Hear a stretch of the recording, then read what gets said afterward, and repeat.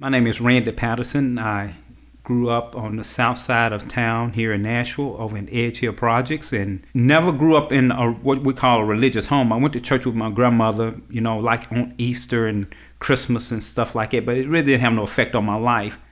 I just used to just drink a lot, and I played sports, and I got a young lady pregnant when I was in high school, and so I had to go to my basketball coaches and let them know that my situation, and I told them that I wanted to work and provide for my daughter at that point in time. My heart was just really heavy about me becoming a dad and what that really looked like. And even though I grew up in a home with my mom and dad, it was just one of those things that really just touched my heart about which direction I needed to go in. I remember standing out in the project about 11 o'clock that night all by myself, and I remember just asking God to really help me. And I made the statement to him, even though I don't have a relationship with you, I really want to be a good dad to my daughter.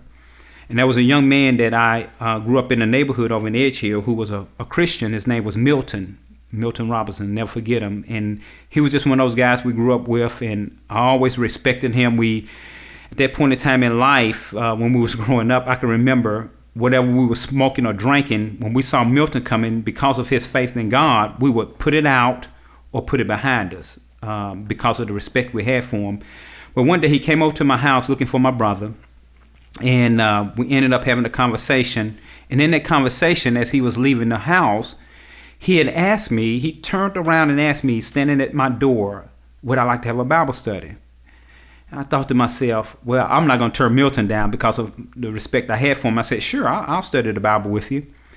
And so 2 weeks of Bible study, and I really became broken over the fact of what God had done for me and how he had forgiven me of my sins. And as Milton was sharing with me about grace and mercy, April 6th of that year, 1981, I became a Christian, gave my life to the Lord, and was baptized.